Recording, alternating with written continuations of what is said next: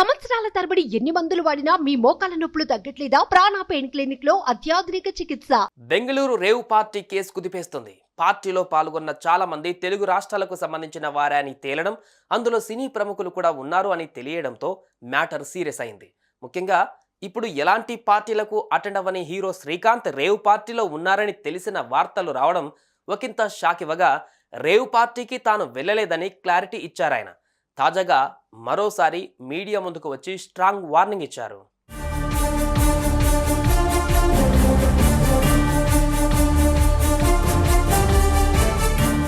నటుడు శ్రీకాంత్ క్లారిటీ ఇచ్చిన తర్వాత కూడా ఆయన పైన చాలా రూమర్స్ వచ్చాయి.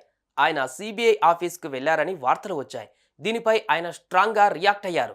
ఇలాంటి తప్పుడు వార్తలు ప్రసారం చేస్తే ఊరుకునేది లేదన్నారు. తనపై తప్పుగా రాసే వారిపై కోర్టుకు వెళ్తానని, ఆపై నోటీసులు కూడా ఇస్తానని చెప్పారు.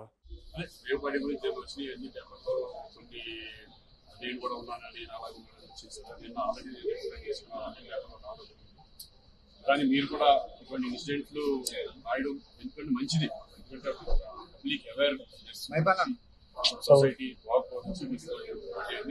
హైలైట్ చేసి వస్తే యూత్ డెఫినెట్గా దాన్ని యూస్ నేర్చుకుంటారు. సో ఒకటి ఏంటంటే నేను మీ ద్వారా నేను అనేది ఫేక్ న్యూస్ మాత్రం ఒక పర్సనల్ మీద రాయొద్దు అనేది నేను రిక్వెస్ట్ చేస్తున్నాను. తెలుసుకొని నిజంగా ఉందంటే నిజం రాయండి, లేదంటే లేదంటే కానీ ఎలా వెళ్ళాలి, ఒకవేళ నిజంగా ఇంకా చేసినా ఇంకా రాస్తున్నారు అనుకోండి, చాలిస్తే కోర్టు కానీ లేకపోతే నేను కేసు ఫైల్ చేయడం చూద్దాం.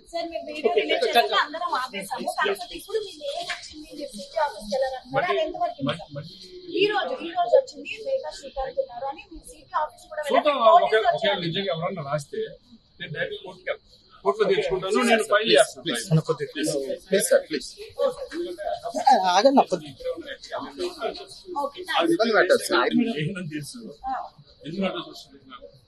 ఒకవేళ అటువంటి వాళ్ళు కనుక ఫేక్ కనుక చేయగలిగితే నేను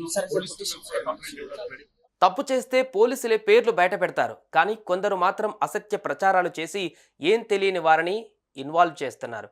ఇలాంటి వారిపైనే నటుడు శ్రీకాంత్ యాక్షన్ తీసుకుంటానన్నారు. ఆయన ఎలాంటి పార్టీలకు వెళ్ళలేదని మరోసారి తేల్చి చెప్పారు.